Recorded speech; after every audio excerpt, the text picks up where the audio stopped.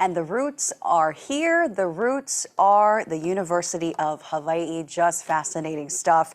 We are going to bring this all home and get right to today's panel discussion. Perseverance, partnership, and place, what it takes to succeed.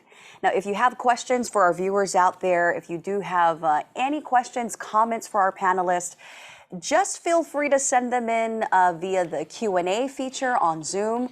We will try to get to as many of those as possible during the time that we do have. If we don't get to all of them, we will be posting them on the conference website, along with the conference videos and panel discussions. Okay, joining us right now is the Interim Director of the UH Office of Innovation and Commercialization, Steve Auerbach. We say good morning and aloha to you, sir. Hi, Steve. Hey, Moani, thank you so much. Appreciated that welcome, and mahalo nui for that. And welcome to the audience listening into our conference today, Perseverance, Partnerships in Place, What It Takes to Succeed. As many of you recognize day one, you heard President Lasner outline in his opening remarks, scientific discovery and innovation are vital, and UH is key in creating and sustaining a vibrant culture of research and innovation.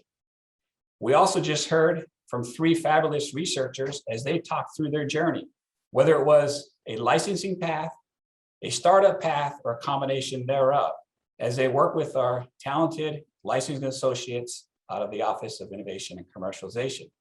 We also heard from Kuehnle, spending many years at Stanford, her experience and journey working in translational research and trying to commercialize and make impact, and she landed 3 points.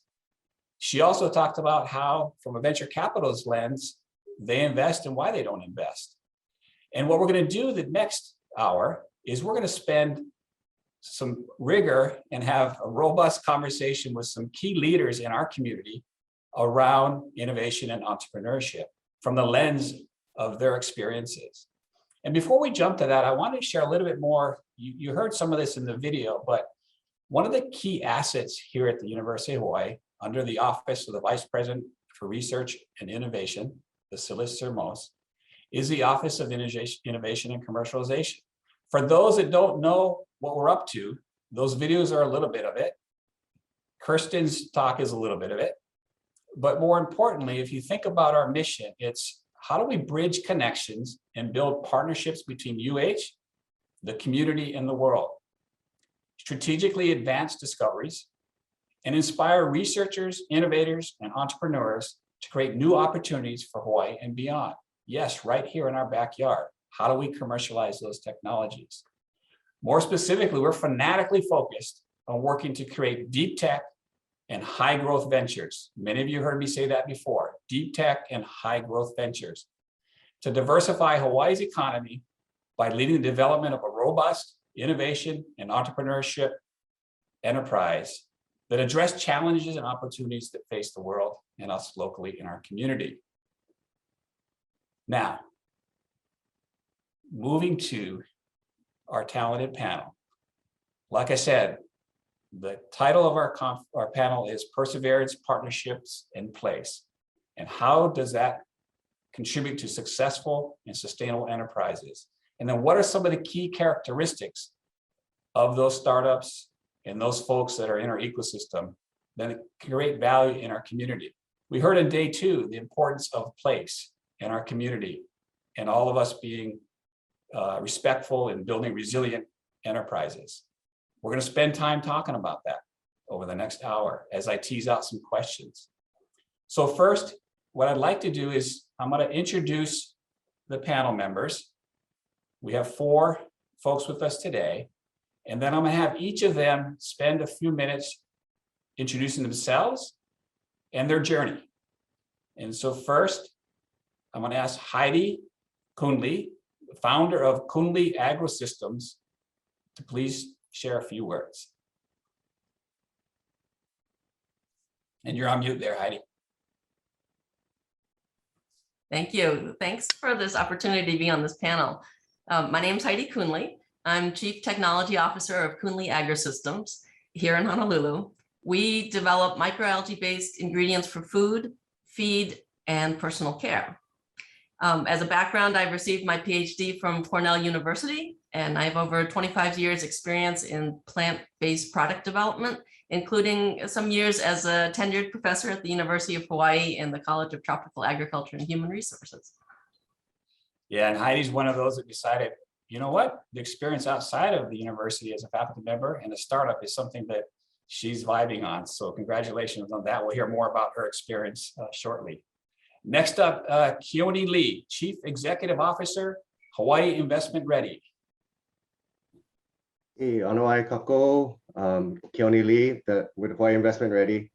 Hawaii Investment Ready is a nonprofit impact investing intermediary. We pair integrated capital investment strategies with capacity building to really seed and scale the solutions for Hawaii to solve for our social, environmental, and financial challenges to create a more resilient economy. Mahalo for having me today. Mahalo, Keoni.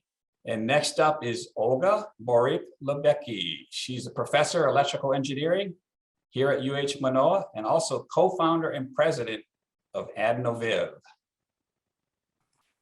Thank you, Steve, for the introduction and for having me on the panel today. So I have co-founded Adnoviv essentially to help create jobs for my students and to commercialize our technology for smart building applications for energy efficiency, better real estate utilization, and overall better building experience. And a little tidbit of personal information, Olga, hopefully you're okay with this, but Olga's daughter just got into Caltech. We were talking about that earlier, and congratulations to your daughter, another rising engineer or scientist. Thank you. All right, and then Cindy Wu, co-founder of Jelly and also founder of Experiment. Hi, everyone. My name is Cindy. I'm excited to be here today. My background is in synthetic biology. So when I was a university undergrad at University of Washington, my co-founder and I, we developed an anthrax therapeutic for the US Army. And shortly after that, we found that the drug that we created could also be used for staph infections. And I went to my professor to ask him where I could apply for $5,000 in funding to test my hypothesis. He said, look, Cindy, you're 19 years old. The system doesn't fund people like you. Like, go get your PhD and wait, and then maybe one day you could apply for a grant. And so that's where the idea for experiment.com came from. We built a website where any researcher can go online and propose a project, and then the crowd can fund them. And once they do their experiments, they share those results back with the funders. And so today, Experiment has raised over $10 million for scientific research projects, mostly at universities. And it's typically the first check for researchers. And now we're based here in Kaimuki. And it's a little bit of background on me. All right, thanks, Cindy. And hopefully we're going to grow your operation to not 5, but 10, but 30, maybe 40 employees that stay here in Hawaii. We'll hear more about that shortly. So I'm going to start with you, Heidi. I've got a question just to get the conversation going. And as Moani indicated for the audience, if you have questions, please put them in the chat. We want to make this as interactive as possible. But Heidi, the first question, I just wanted to share a little bit more about your path and interest with Kuehnle Agrosystems and how you got started and where you're at today and continuing to grow and vibe in that space. Yeah, sure. So I grew up in a family of inventors and serial entrepreneurs. So I was very comfortable with problem solving, thinking out of the box, and also kind of a risky environment where my dad put all his money into his companies. So I was very comfortable with that kind of culture. Then while I was lucky enough to get a job at the University of Hawaii, and while I was a professor, I had some ideas with my father, and we, using my consulting time as a professor, we developed some prototypes in my garage, tested them, and we were lucky enough to get some small business innovation research grants and some private contracts, actually. And eventually I had to leave academia to devote myself full time to building the company. but we've kept close connection with the university, which has been really important to our ability to grow as a company. Where we are now, well, we've been in operation 10 years and have products that are, well, I can tell you a little bit about details later when we talk about some of the other topics, but our mission is really sustainable ingredients. And we think we've solved some key problems to land and water use with our microalgae-based ingredients. Where we are today is we're fundraising, and I'm happy to talk about that as well later on. That's great. And now let's shift. Olga, who is actually still with the university and is raising a family, starting a business, and carrying a professor role. Olga, can you share a little bit about your interests and how you did that with your intro briefly, but can you elaborate a little bit more and where you're at with the company and some of the challenges and some of the successes? Yes, thank you. So we are also in the fundraising stage. We have been funded by the National Science Foundation mostly so far, and we have also been funded by the UH Accelerator in 2 rounds, and we are very grateful for that. We have taken the company, I feel, as far as we could on the R&D side, and now it's really a time for us to demonstrate that we can make a commercial impact. So we are looking for a business lead currently, and concurrently also exploring different funding options. So I feel that it's very, very important for our researchers to work very closely with business professionals to better understand how to choose the appropriate business model and how to approach going into the marketplace. That's great. Cindy, you want to share a little bit more and elaborate on, now you're part of the experiment phase of your journey. You want to share a little bit more about that and what's going on, how many employees you've got and where you're planning to grow and all that? Sure. So I can give a little bit background on Experiment's journey. So Experiment, I started at University of Washington, but shortly after that, we moved to the Bay Area to participate in an accelerator called Y Combinator. And then Experiment has raised $2.5 million in VC funding. But Experiment's actually choosing a different path. So after raising the VC money, we determined that Experiment's outcome wasn't really in line with the growth at all costs IPO path. And so Experiment today has a new nonprofit arm called the Experiment Foundation. And the Experiment Foundation has been giving money out to scientists by mostly directing money from existing foundations to actually researchers here at University of Hawaii, Mānoa. And so that's a little bit about Experiment's path. And then right now I'm actually working full-time on a new startup here in Hawaii, and it's just me and my co-founder. So it's 2 of us. We're just getting started, and we raised all of our funding from CEOs and former founders, and we chose to take a different path and not go after VC so that we could prioritize purpose over profits. And I'm happy to talk about that later in the panel if it comes to that. No, that's good. And that's a good, I want to segue to Keoni. And Keoni, you talk about place and perseverance. And from your lens, you're certainly in the community a leader when it comes to innovation and entrepreneurship and supporting social impact. And can you share a little bit more about, your journey and where things are with Hawaii Investment Ready and what you're hoping to accomplish?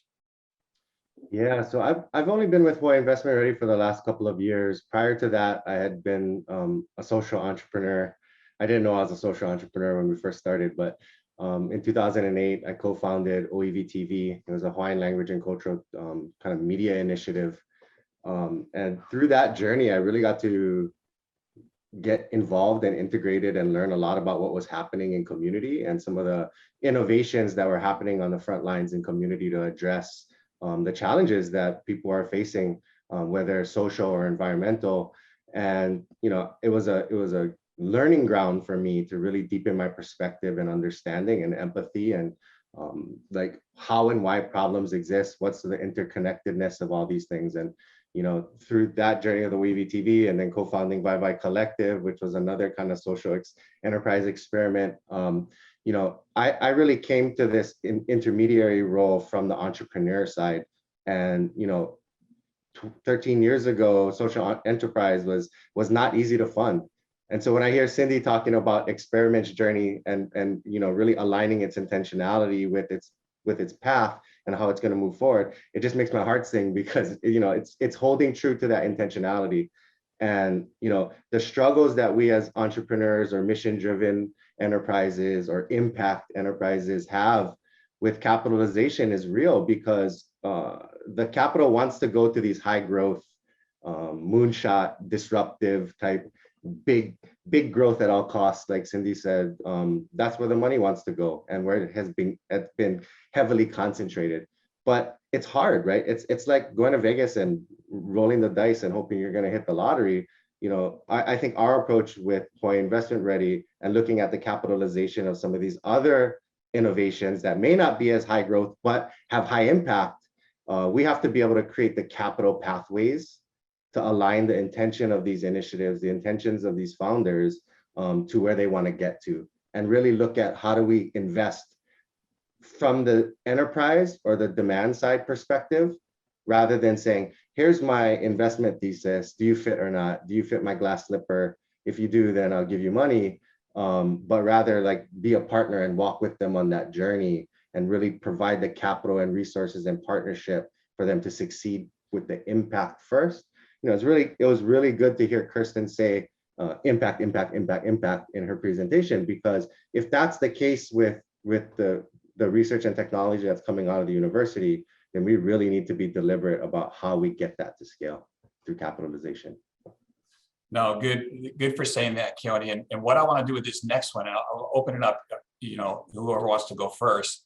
Keoni mentioned a little bit about resiliency, and it kind of resides with the theme of our panel here. But what are some of the ways that to empower entrepreneurs to increase impact while building resilient enterprises? Anybody?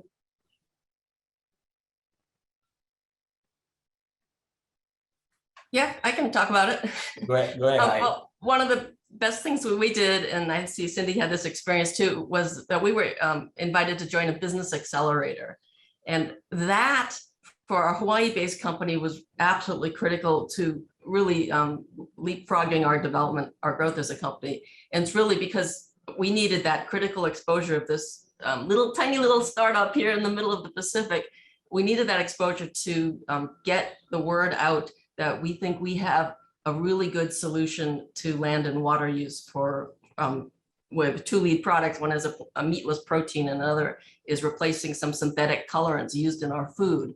And we replace that with natural algae ingredients. So we thought that through the business accelerator, we got that exposure to the right strategic partners, where they have to make those changes in their thinking and their product line to be more sustainable. So that getting that exposure was actually really important. And because I was raising a family here, it was much less disruptive with not me having to travel, but the accelerator people already had all these contacts. And so resilience from the point of view of being able to get the product, the word product out, and also getting into those channels where they could distribute the product eventually and generate sales and bring revenue to the company. That was really important. I'm not sure that's exactly the kind of resilience you were looking through, but those global networks, those connections for us is a kind of a foundation of our resilience, is having those strategic partners identified and that network of like-minded people. No, absolutely, Heidi. I think others, if you want to riff on that, again, how do we increase impact while building resilient enterprises? What are some of the tips and tricks? So to piggyback on what Heidi said about accelerator, we participated in an accelerator called Y Combinator, and that was a really big turning point for me and my co-founder, because we were out of college, we didn't have any business experience, didn't really have any job experience, and so they put us in a community with other founders that many of the other founders had prior experience starting startups or working at companies. And Y Combinator really helped us focus on the right things so that we could be in a better position to raise money or be in a better position to convince customers to use our product. And the cool thing about Y Combinator now is it's all virtual. So if there are entrepreneurs here in Hawaii that want to participate in Y Combinator, you don't even have to leave Hawaii. 2 of my friends here in Hawaii just participated in the batch, the summer batch. And I think they raised a round of funding and they're choosing to base their startup here in Hawaii. But the most powerful thing about Y Combinator wasn't the accelerator for us, but it was the network of founders that we can lean on whenever we have a question about a technical thing or a legal thing. Y Combinator has a private forum called Bookface where you can post a question and it's semi-private. You're supposed to keep everything in there private, but some of the things are publicly available. And by posing a question, someone in that group of founders that they've funded has probably spent 10,000 hours thinking about that problem. And so you can get that feedback or that advice very, very quickly. So I think if we could build something like that here in Hawaii, that could be very powerful. And we've already started doing that with a bunch of founders here in Hawaii. And so I hope that we continue to grow that and I guess see how we can make that network here stronger so that founders will want to be here in Hawaii. Yeah, that's another good example. Keoni, I cut you off. Go ahead. No, so Hawaii Investment Rally really started as a social enterprise accelerator. That was that was how we got started. I participated in the first cohort with OEV TV, and HIR has just grown since then, just doing have more suite of activities, but our core program is that accelerator. And, while we don't really focus on the big growth high-tech companies, I think there are lessons from what we do and how we do it with HIR that might provide some insights to having a more place-based approach for how we accelerate companies and how we think about accelerating our companies. Like what Cindy said around the network, is really, really important. We do in-person, we prefer to do in-person because our approach is relationships first.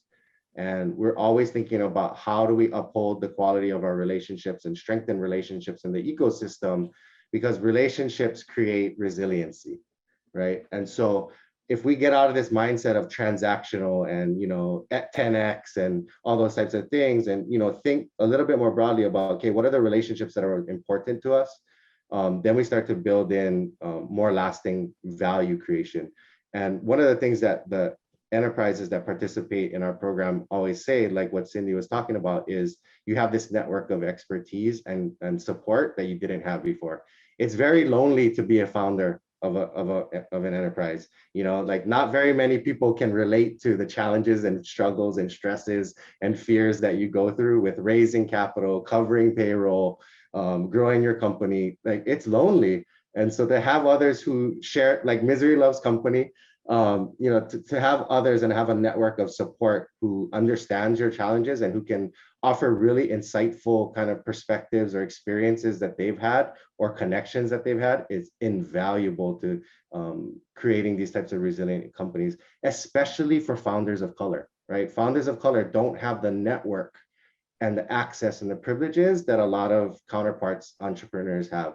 And so, one of the other strategies and approaches is about meeting people where they're at and really understanding where the founders are and supporting them from where they're at, rather than you need to meet this bar for me to support you.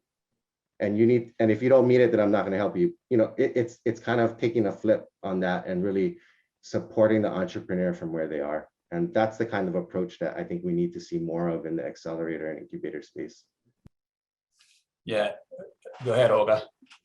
Yes, so what I wanted to offer in terms of my take on resilience is not being afraid to fail. So this is my second startup. And even though the first one was not commercially successful, I'm proud that it actually brought the first FDA approval for a radar technology to medical market. And that paved the way for other companies to be able to get FDA approval more easily. We also created jobs for a number of our graduates and trained them in tech transfer and entrepreneurship. So I think that even when startups fail, commercially, there is still a lot of value. And I view it now as, I certainly hope that my current startup, Adnoviv, is going to succeed. But if it doesn't, I am pretty sure that I will try this again. So, I think that that's something that I think it's a healthy attitude that, not everything we try is going to be a success, but every time we try something, we're going to learn. And I want to pick up Olga real quickly on something you just said, and you're unique in the standpoint of you're holding a full-time faculty position and you're actually starting a company as well. And there's another path, which we saw in some of the videos, and that's a licensing path, right? And you chose, so far, what I'm hearing, no. What is it that's driving you to continue? It's in your DNA, it feels like, but what is it that's continuing to drive you to do 1, 2, and potentially 3 startups? Well, I think part of it is creating jobs for our students. I feel that it is important for our students to feel that they can do this in Hawaii and that they can stay in Hawaii as when they graduate. The other part of it is it's really helping create this ecosystem in Hawaii, right? Making people feel that we can do this, right? We can do this together. A technology that I work on is, Steve mentioned deep tech, right? So it takes a lot of resources and a lot of time to bring something like that to market, right? So this is the reason why I feel that, it's okay to try more than once, because there is a lot of fine tuning involved in the process in terms of what the product market fit really is. And in the meanwhile, technology is changing and accelerating and improving, right? So some of the opportunities that were not available to us 10 years ago are available now because of what has happened in other fields. So I think it is important to keep trying, because then we see things from different angles. There may be different markets opening up, and also technology may be able to make impact in different areas. Good. And let's shift a little bit. I really want to dig in a little bit more around place. Keoni said it, it's in the theme. Cindy, you're now in Kaimiki starting a business. You could have stayed in the Northwest. Heidi, your business is really centered around the environment and what we're doing here with our local community.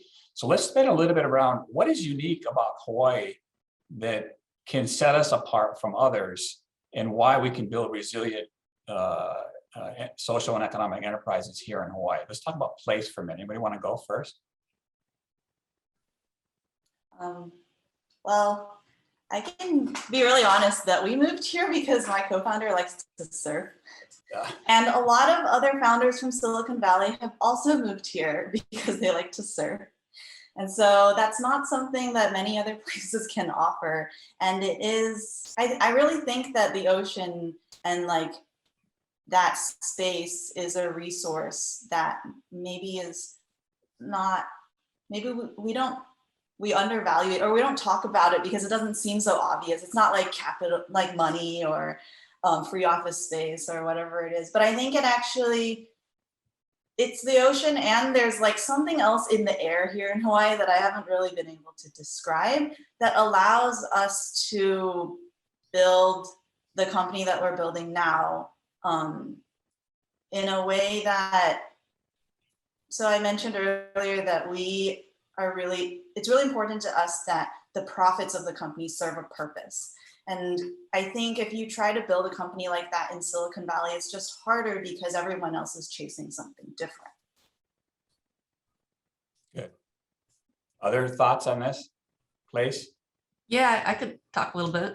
Go ahead. So for us, it was a bonus, a benefit to be in Hawaii. People wanted to talk to us, even though we're so small, because they have associations with Hawaii as caring and nurturing the environment.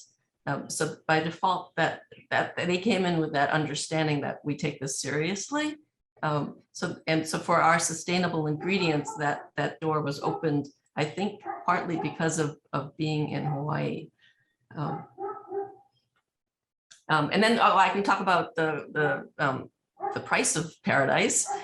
So there's some things we do where you can factor in that higher cost of living and factor in that price of paradise into our products because we directed them into an area where the people pay a lot, and this is for skincare ingredients. And Hawaii means a lot when you talk about natural ingredients, produced in Hawaii.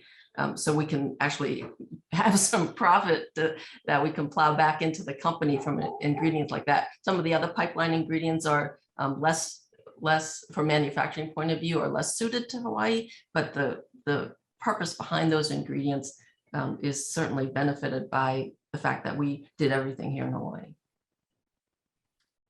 Keoni, do you want to share anything from your perspective, place, and how that plays into sustainable and resilient enterprises here? Yeah, what Cindy mentioned around surfing and our natural environment, I think is not trivial. It's meaningful. It's what happens a lot of time with Hawaii and some of the ideas and initiatives that have kind of been endeavored to diversify our economy and grow in innovation and tech sector is about replicating things that have been done elsewhere. And I think that's the absolute wrong strategy. We need to look at ourselves and look at ourselves in the mirror and be really honest about what are our unique strengths and assets that we have here that we can be ourselves. How do we be us to our best ability and be authentically Hawaii and apply that to how we shape and drive our business growth and innovation sector. And one of the things for me as a native Hawaiian, like one of our strengths and competitive advantages is our cultural IP, right? Our culture, our ancestral like systems of abundance, right? Our cultural practices, our ability and the worldview to live sustainably on these islands for millennia, our natural resources, right? Our culture as a society, right? We are a very collectivist society versus almost anywhere else in the US as a metropolitan area. And that's a unique advantage. Like people are looking for a place where they can be cared and be part of a community and where people take care of each other and it's not dog eat dog. And so it's a great place to live. If we make this a great place to live, we honor our strengths and our cultural assets and start to integrate that. Like I'm really excited about what's happening at the university with the Office of Indigenous Innovation, right? As we start to create these pathways for our Hawaiian cultural experts and practitioners to meet with the science and technologies, and that mixing of that salt and fresh water, that mulivai, is going to create amazing growth and opportunities. And you guys are creating the conditions for that to happen. I'm really looking forward to 5-10 years down the line when some of these initiatives really start to matriculate up into and manifest into real businesses. It's going to be an exciting time. Yeah, Keoni, I'm really stoked you brought that up because Kamu, he did the keynote on Monday. Kamuola Enos, who leads, he's the director of the Office of Indigenous Innovation. If you missed that in day one, also day two, there's a lot about how place plays an important role. I want to make sure the audience, there's some questions starting to flow in. Please, audience participants, keep sending them in. One, not to get us too off track, but it's related to what we've just been talking about. We're talking about some of the key things about place and perseverance. But I'm going to open up to the panel. What are the top 3 challenges of launching a startup in Hawaii? Be authentic. What are the challenges? I'm going to start with you, Cindy. You just moved here, and what are the top 3? I didn't try this because I thought it would be challenging, which is raising money. We raised all of our money from mostly Silicon Valley for the first startup and the second startup. And I can't imagine it being easy here. Okay. Any other challenges besides raising money? I think hiring for talent will be challenging for us. We haven't hired anyone for our second company yet, but my guess is it's going to be difficult to find engineering talent that matches exactly what we're looking for. So I think that is challenging, though it's not that difficult to grow talent here too. So I think what we'll probably end up doing is a combination of the two. So I think those are the 2 top challenges. Everything else is pretty great here. Okay. Heidi, what are top 3 challenges of launching your startup here? Yeah, we launched a little while ago.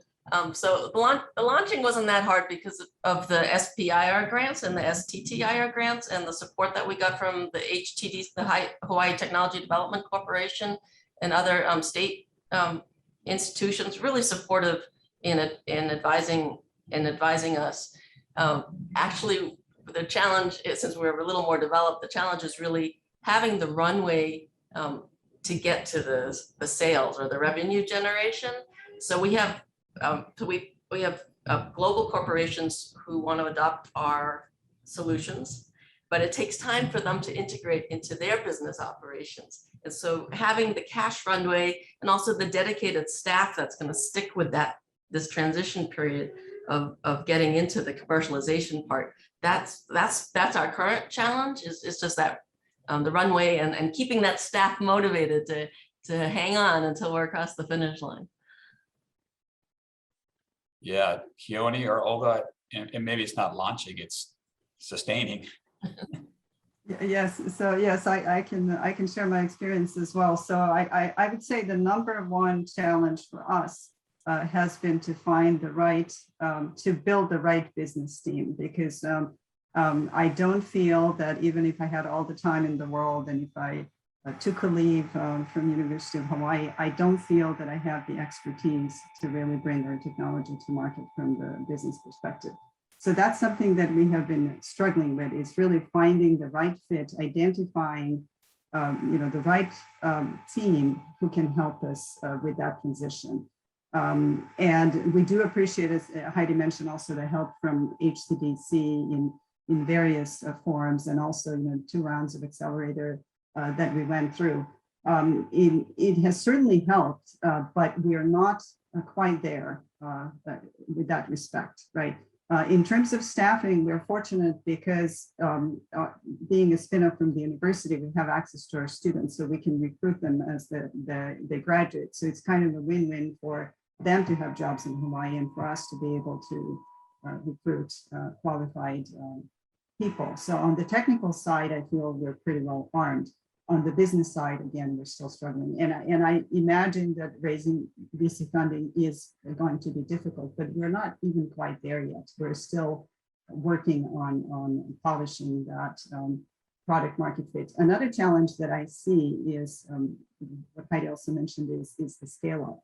So if somebody actually ordered, I don't know, 10,000 of our units today, I don't know how we would deliver. So that is also something that I think it's going to be pretty challenging. Yeah, and Olga, Kirsten talked a lot about the team and the importance, and you and I worked offline too, is how do we find the right business acumen? And I noticed that coming back home too, is like, who's done a startup in a specific vertical in a certain area?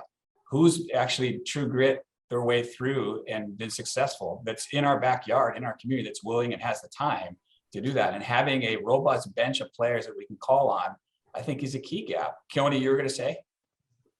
Yeah, I mean, it's about having a robust innovation and ecosystem for entrepreneurs, right? That are gonna, where the supports are provided along the pathway. We don't have that. We have accelerators and incubators, and but it's siloed and anemically funded on the operation side.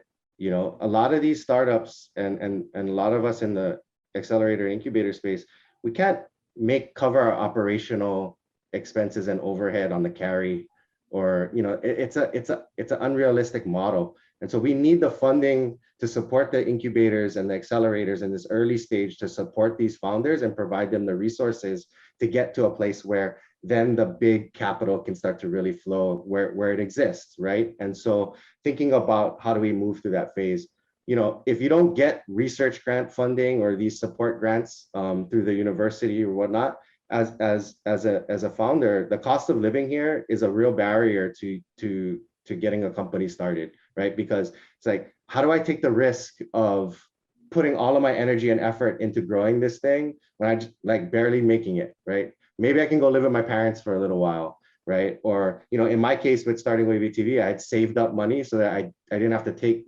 a salary for a while, but not a lot of people have that kind of access and privilege.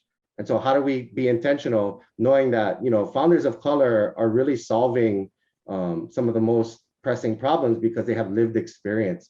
And if we understand that, then we need to shift power, need to shift resources and support for these types of founders so that they can overcome some of the socioeconomic barriers to them becoming a successful entrepreneur. And so we need to really think about it from that perspective. I think oftentimes we approach innovation and entrepreneurship from the capital perspective.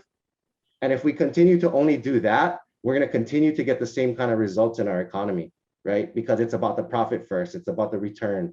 And you know, I operate from the very opposite. It's how do we deliver the impact? How do we get these ideas and solutions to market, to scale? How do we support a diverse ecosystem of founders and companies? How do we support a diverse ecosystem of supports for these founders and companies, and having networks of networks, right? That creates resiliency. And right now we just have pockets. And so we need to be more intentional about weaving these together and how to be deliberate and intentional around collaboration and coordination to support these entrepreneurs and have the right kind of capital supports along the way. Yeah, Heidi, Olga, Cindy, you want to comment on that? Yeah, I can say something real quickly. I was really pleasantly surprised in our discussions with investors that there are more and more impact investors in our space that really focused on, you know, animal feed ingredients or personal care ingredients, and they tell us you don't have to exit in 5 years and generate a 10x return. They say this to us specifically, and it's so refreshing. Of course, you still need to have key performance indicators. You're gonna, your milestones that you're gonna meet to show you're progressing. You have to really, take your business seriously, but they understand that the impact is worth it. And that it's amazing to hear that from investors. And we're just so thankful to have run into this more and more. It's really been, in my experience from 10 years ago, it's quite a different culture now that we're seeing on the investment side. We're really happy about it.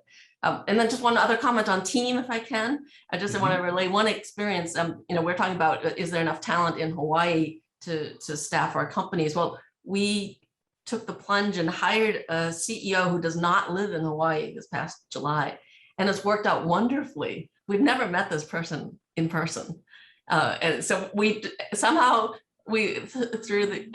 developed a personal relationship without having actually had a beer together. So I think that is also shifting those opportunities.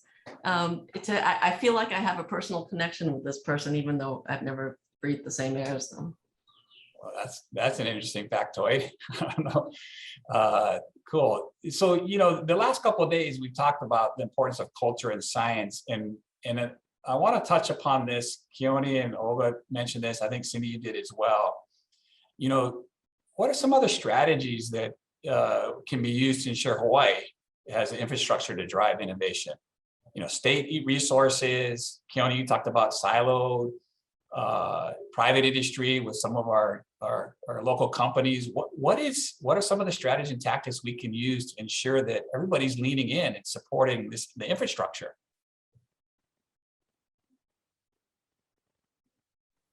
I think we have to have common goals. We need to have shared vision and goals about what we want as a society and as an economy, right? There's just like how you diversify your investment portfolio, you need to have some of the steady, more resilient pillars of your economy around food and shelter and education. And then you have to have those high growth kind of high risk, higher risk and higher return parts of your portfolio, which is where I think a lot of this conversation is kind of centered around. And it's both are necessary, right? But looking at it from that perspective, and then really thinking, okay, so if we want to support these different types of pillars and different types of asset classes within our portfolio of our economy, then we need to provide the right kinds of supports for those different types of asset classes. And so, there's a question in the chat around, has the state created an environment friendly to startups? And I'd say absolutely not. They've anemically funded the entrepreneurship ecosystem, and if we want to support these things, then Philanthropy needs to do their part, right, with grant capital and more patient, flexible capital to catalyze and to take that high risk perspective and take that high risk position for innovation and R&D. Then government needs to do their part, right? If they can put funds in, great. If they can provide tax incentives, even better, right? And really think about what kind of agency does each like sector and silo have to offer to the ecosystem. Private capital has its requirements. It knows what its return and risk profiles are. And what government and philanthropy need to do is coordinate to be able to look at how do we bring all three sectors and all three types of these capital together so that we can create the best conditions, like I said, to support an entrepreneurship ecosystem from idea to market to scale, right? And it's going to take all three. And it's going to take a collaboration of those three types of capital because venture is not going to do it on its own. We know that. Philanthropy can't do it on its own. Government can't do it on its own. So it's going to take leadership and collaboration across all of our sectors to really think about what are the gifts that each can bring to the table for our collective success, right? And we have to have that kind of ecosystem mindset in how we think about structuring this innovation and entrepreneurship ecosystem. Or we're gonna, if we continue to have siloed approaches and like really simple cause and effect type relationship outcomes, then we're gonna continue to get meager results. We have to take a more systems-based mindset and approach to how we develop this ecosystem, really keeping in mind all the different players and factors who are involved. And I always think it starts with the entrepreneur. If you create a user experience and a user design to support the entrepreneur on their journey, I think that's the recipe for success. Yeah, and Keoni, thanks for saying that. I think you're fully spot on. You know, my career, I've been in 4 cities, 4 states over my career. And the last one being here in Hawaii. And I would say California, Oregon, Washington, and Hawaii is where I spent my career. Hawaii lags when it comes to the state leaning in on this stuff. And it's not just the state. You mentioned it's philanthropy and it's, you know, venture capital and it's the ecosystem. But when I compare and contrast across those 4 states over my 25-year career in this space, Hawaii lags. Right? And I don't, Cindy, you're new coming from Washington. Do you have any comments on this? I guess we never really looked towards the state or to the government for resources because we kind of just assumed that it wasn't there for us. Yeah, I don't know. We didn't even try. And maybe that says something, like there isn't any marketing that says that we should try. Yeah, and I'll give props to HCDC, right? Heidi and Olga talked about it. I think they're doing yeoman's job with the limited resources they have, and hats off to Len Higashi, because they're doing SBR phase 0 matching funds. They're help people write commercialization plans. They have space. So they're very much. So how do we get more resources to assets like that? Olga, you wanted to say something? Yes, so I want to say that I think that climate is changing for the better. So I'm talking from the perspective of my first startup that we initiated around 2007. I feel that there is a lot more support, and there are a number of accelerators that are now available to startup. Now, as Keoni mentioned, a lot of it is siloed, right? So they may not necessarily be working together, but there is a lot more infrastructure in place now than there was 10, 15 years ago. So I think that's a good thing. One piece that I think it's missing, and this is kind of across the board happening everywhere, is that gap between, having a technology that's reasonably mature and getting the first customers, right? Once you have the first customers and you show some traction, then everybody wants to invest, right? And on the other hand, as you're just starting out, you have an exciting idea, you may be able to get the funding. But that in-between piece, I think, is the piece that's missing, right? So this is known as valley of death, right, in the tech transfer community, right? After you exhaust the sources of funding that are helping you start, and you may not quite be ready to show that you have real traction. So one program where federal government is, I think federal government is actually working a number of different ways to help with this transition, but one program that I'm familiar with in renewable energy and energy efficiency is called Green Proving Ground. And essentially what it is it's an opportunity for small companies to prove in federal facilities that their technology works. And that helps with adopting the technology commercially. So I know this, again, it's not easy to implement. It takes years, but there are mechanisms where state can come in and help with that transition. And maybe, having funding available for companies is important, but it's not only funding. I mean, there are these different programs where state can help companies essentially prove that their technology works before they're able to sell. Good. So I noticed more questions coming in. That's good, audience. Thanks for that. We'll keep answering. Did anybody want to riff and add what Olga was just talking about? Okay. So this is part of coming out with some of the questions that are coming from the audience. And also one of the things that I wanted to talk about is partnerships, right? And Keoni, you talked about relationships. Can you guys share a little bit more, and I'll just open it up to whoever wants to go first, the importance of partnerships and here locally, nationally, globally, for this ecosystem plus your startup? Can you guys share a little bit more about the importance of partnerships? I can go. So for Experiment right now, partnerships are probably the #1 most important thing for that company.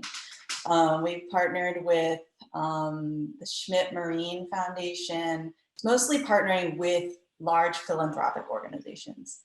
And so I would say 90% of all of our efforts at Experiment go to partnerships. For a small startup like the startup that me and my co-founder are building now, partnerships don't matter at all because we are just focused on building the product and getting it out to early customers. So I think it really depends on the stage at which your company is at. But I'd say for most early stage software companies, partnerships are not important until you have a product ready for users to use. Good. Other comments? I can talk a little bit about it. Go ahead. Partnerships. I mean, Yeah. our company benefits tremendously from working with major global corporations. Our products, they're bio products. We don't need a federal lab to test our materials. We need the end customer to be exposed to our materials. And by working through these corporations, they get our material, they test and validate it in their systems and have the conversations with their customers to make sure it meets their specifications.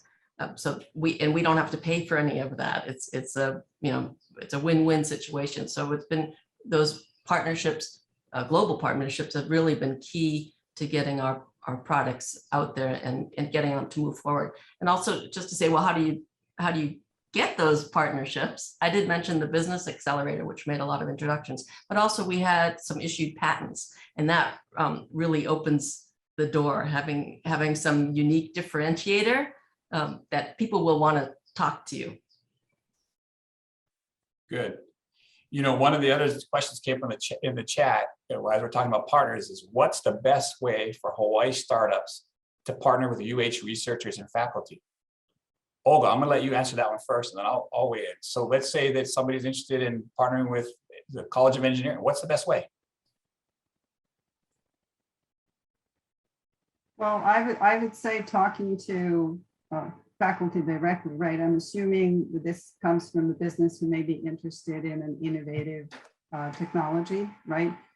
So I actually don't know if talking to faculty or talking to your office, Steve, would be the best path, right? Perhaps they would be talking to your office and to your licensing associates who know who does what on our campus, right? So I would say maybe starting with your office, right? And then from there, forming contacts with faculty and then exploring possible collaborations and partnerships. Yeah, no, spot on. I want to start with you because, it's 1-800-OIC, and we'll follow up with the after the conference with how to get a hold of our office. But that is key. If there's any businesses or others that want to connect with us, that is a good avenue. Then we work with the different units: Cancer Center, Medical School, Engineering, Astronomy, School of Ocean Earth Sciences. We can help facilitate that. There's another question that I wanted to talk about, and it has to do with, just from the perspective of each of you, from your journey, did you experience any bias or discrimination that affected your progress? If so, did this come from discouraging comments, unspoken preference, or some other form? How can we reduce bias or discrimination and reduce the vulnerability of founders? Anybody want to take a swing at that one? I can go. I think I probably experienced discrimination, but I wasn't aware of it, so it didn't affect me. But looking back on it, probably because I was young or because I was female. But because I wasn't aware of that discrimination, like, it didn't actually have an impact on me, my mental state, or like, I guess, yeah, I wasn't aware of it. But one thing I was aware of was how young I was when we first started, because everyone else, especially in the Seattle area at that time in like 2010, 2011, the startup community was still very focused on, like, founders have to have a business degree or have to have a PhD to get funding. But it didn't really affect me too much because I just kind of kept my head down and built product, and then just showed by, like, we have customers and the customers are using us, is what the customers say. And that trumps all other things when you're asking for help, is like, we have a business that's working. And so that cuts through all that noise, for me at least. Oh, good. Thanks for sharing that. Any other thoughts? For me, in starting my companies, I know it's not through the university, but as a founder of color and Native Hawaiian, and especially with a company that had a cultural kind of edge and baked into its business model, asking for money is not an easy thing. And walking into the room with funders already at a disadvantage, right? Don't understand the money, think that our idea is somehow like too far out there for them, and that we should be thankful for them to invest or fund us. And like, I think we have to be really honest around the power dynamics at play when money and capital comes into, when it comes into those areas. There's this power dynamic of the capital holder having power and the entrepreneur having less power and needing the capital.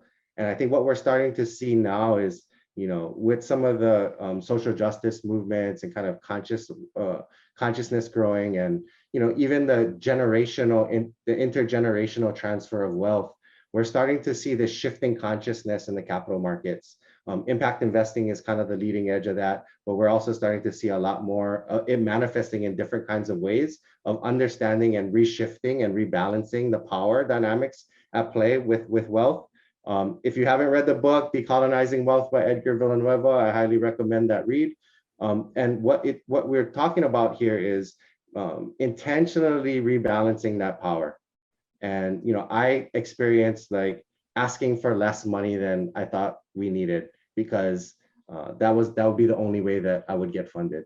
And it's those kinds of mindsets that you don't know, because we're so programmed by the dominant system and the way things are that we don't even see these discriminations like Cindy was talking about, right? We don't see it, right? Because we're not aware of it. But I think as it's becoming more aware and more people are talking about it and it's coming to light, and there are initiatives within the capital markets to change things, I think that's how we're going to support founders and address these discriminations. It's about demonstrating better and more supportive ways to invest and support founders, particularly founders of color, right? And then we get a lot more diversity in the ecosystem that way. And as these demonstrations start to show success and efficacy, and that it's not so scary, and that you can get results, and some of these myths get busted around the risk profile of people of color, of women, all these things that are myths in the market, right?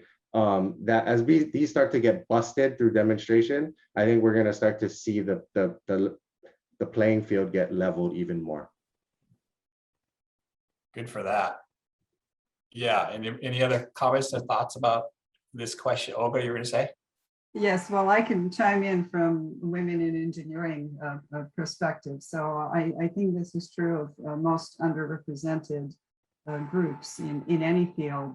They essentially have to work harder, or the common saying is twice as hard to get noticed just as everybody else. And I think there is some truth to that. Now, the strength that comes from that is when you have teams of people who are underrepresented, what that means is they're going to be better prepared because they have to work harder. At my company, I'm proud to say that we are actually majority minority company, right? So actually, the majority of our team members do come from underrepresented backgrounds. Thanks for that, Olga. Heidi or Cindy, you want any more comments on this? Okay.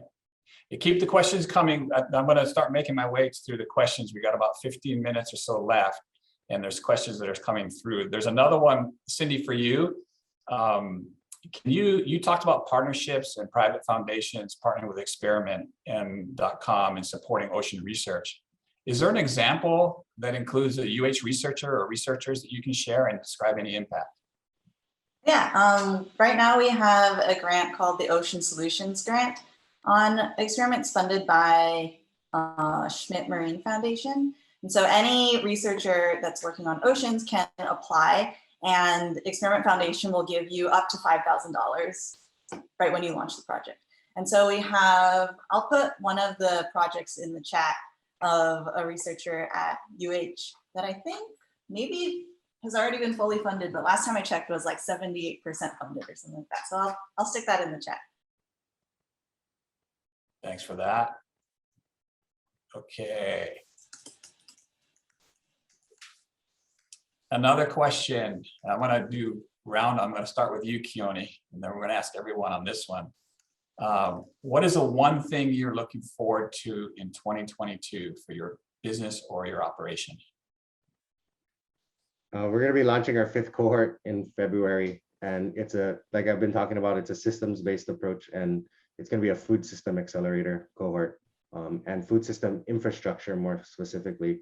So, we really engaged the ecosystem and started to learn more about what were the dynamics at play, where were the opportunities, where were the challenges, and we designed our upcoming cohort to address those real-time, opportunities and challenges of the market, and identifying infrastructure as a bottleneck and a barrier and an opportunity to create a lot more value if we address these kind of this point in the food system. I'm also really excited to see this trend continue that I've been talking about of conscious capital. And Hawaii has a unique opportunity to bring in a lot of investment dollars from outside, through folks like Cindy who want to move here, but also our homegrown innovations, our BIPOC-led innovations and solutions, our indigenous-led innovations and solutions. As this conscious capital starts to flow more on the continent and internationally, you're going to see a lot of that money start to come to Hawaii because we fit the profile, right? We fit the area that they're looking to move their money towards to align with their values.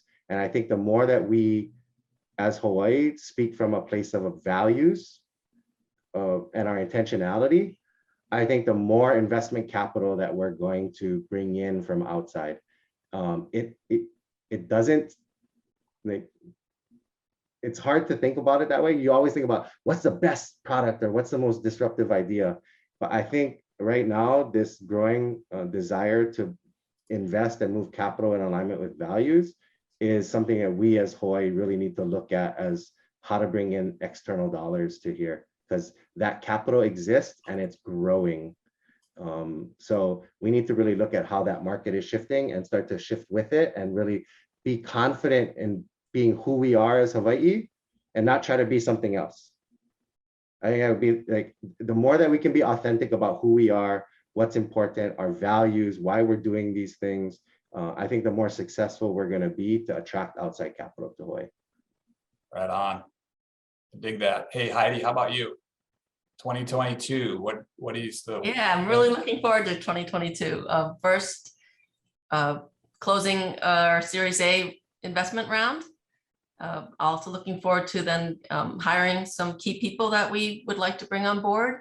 And thirdly, converting some letters of intent that we have into offtake agreements. Okay, how about you, Cindy? I'm also very excited about 2022.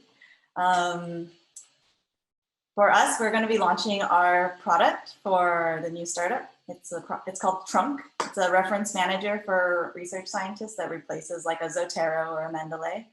And so I'm excited to be launching the product, hopefully making more money than we spend, so being a real business, and then maybe adding some new employees to the team and creating some jobs here in Hawaii.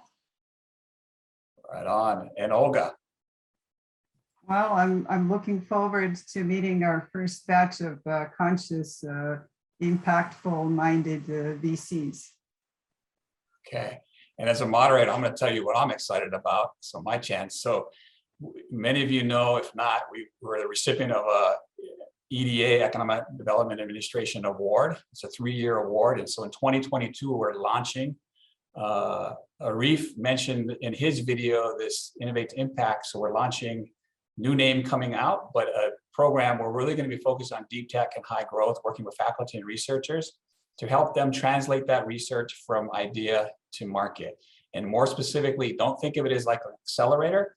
Think of it as a concierge, wraparound, milestone base that could last up to 12 to 24 months, depending on the maturity level and the stage of that startup. Looking at social and economic impact as part of that, working closely with Office of Indigenous Innovation, the rest of the key assets here in Hawaii. Okay, there's another question from the audience. How do you view failure as it relates to innovation? When is it, let me pull this up. When is it part of the process and when is it unacceptable? What is the most important thing an innovative leader could or should do regularly to stay effective and fresh in their work? Anybody want to take that one first?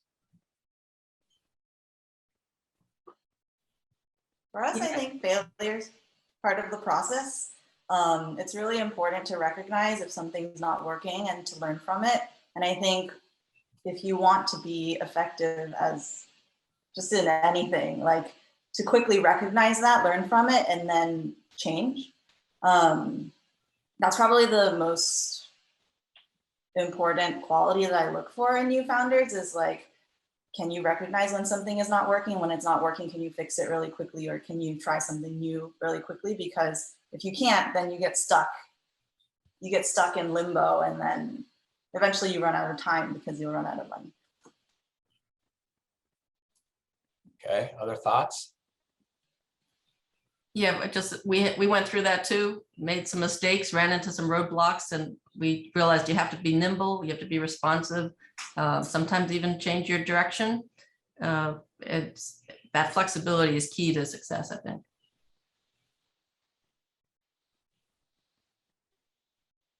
I think the best entrepreneurs are the ones who seek out feedback, especially critical one, and know when and how to ask for help. To be stubborn, gets you so far as an entrepreneur, and you definitely need that quality, but you also need to balance that out with the ability to understand when you need help and when you need to hear feedback and what to do with it, like Heidi and Cindy mentioned. Yeah, like Cindy mentioned, it's how do we build that network of folks that, they've already gone through that question or challenge. Well, let's not repeat it. Let's go ask them, right? Building that community. And I know that's how Silicon Valley works. I know that's how Boston works. They built a vibrant ecosystem where they're leaning on each other and not repeating the same thing that others have already repeated. Go to them, right, with other groups. Heidi, you were going to say? Well, I was just thinking, I did have one experience where an expert said, well, your patent will never issue. And they thought you just, abandon that approach and do something else. And I knew inside that this would issue.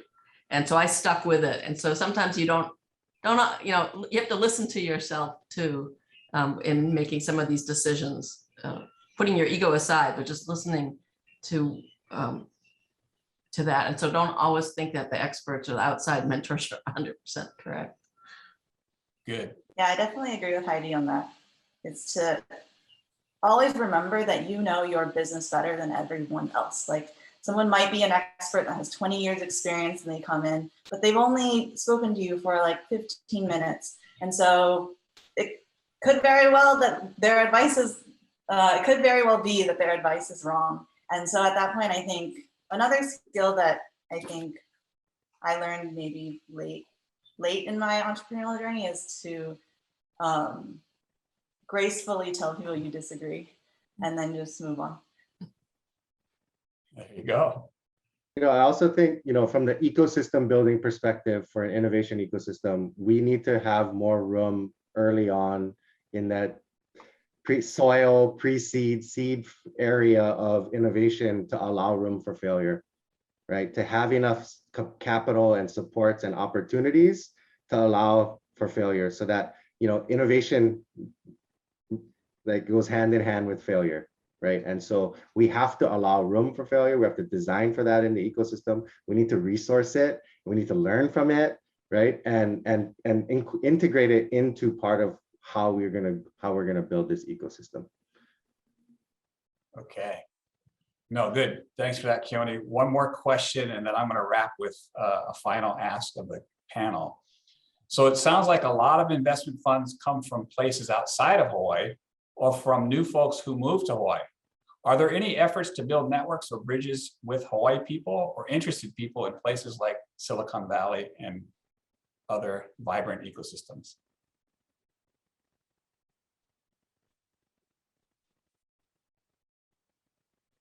Cindy came off mute first.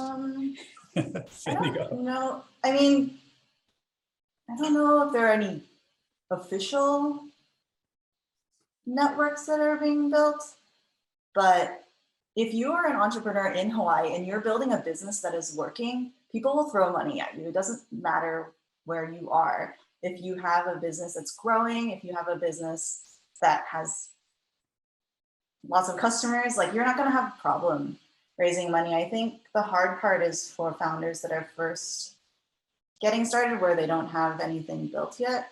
But are there any efforts to build networks and bridges with Hawaii and Silicon Valley? Like I guess I'm a network, I'm a bridge to Silicon Valley now. And we actively, me and a bunch of other founders here actively are trying to build, mostly trying to like tell people in Silicon Valley they should consider Hawaii as a place to build a company.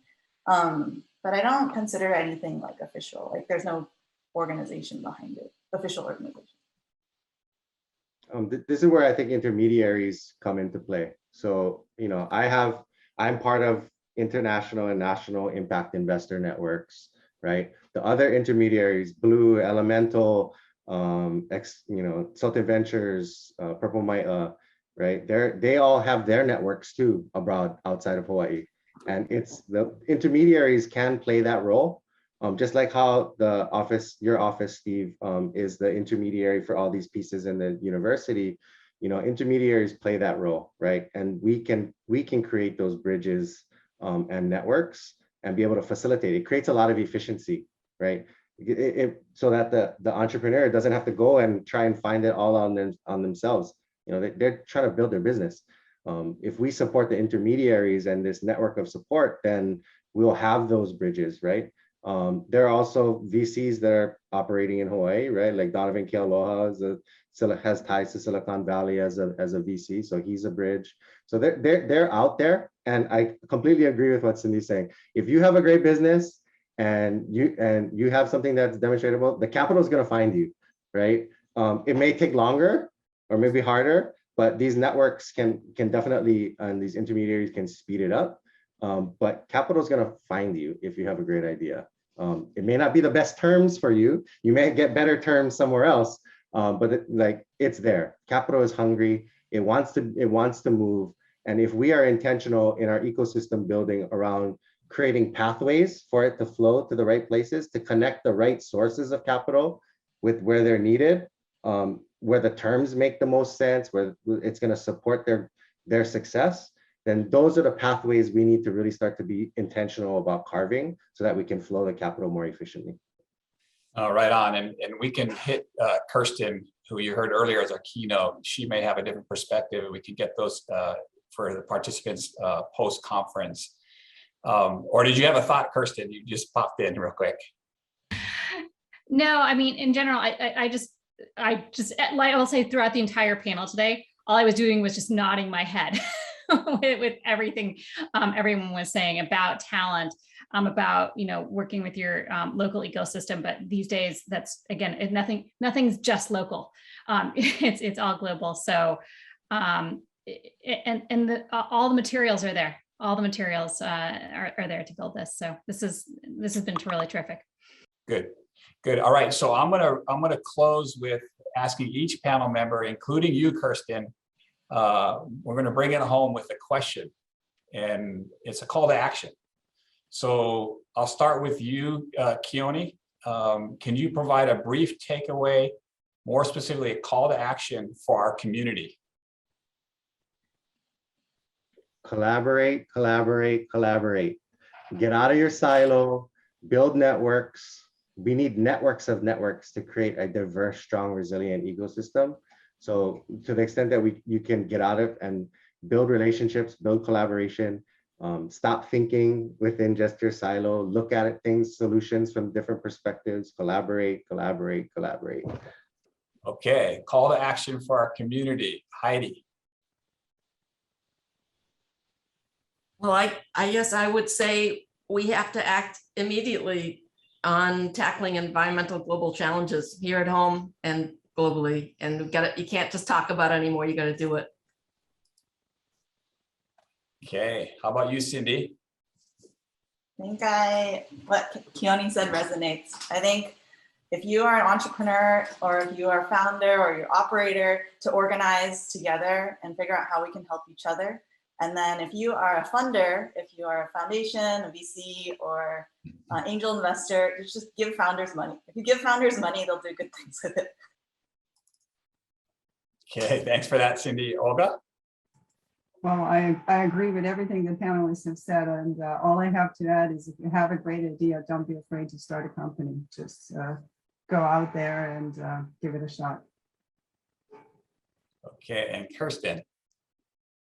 I agree with everything. I would say, following up on Olga's point, it's a hard journey, but it's a fun journey. But a lot of what it takes is building that network. And so going back to Keoni's point about collaborating, that's going to help you get there. So work on that network.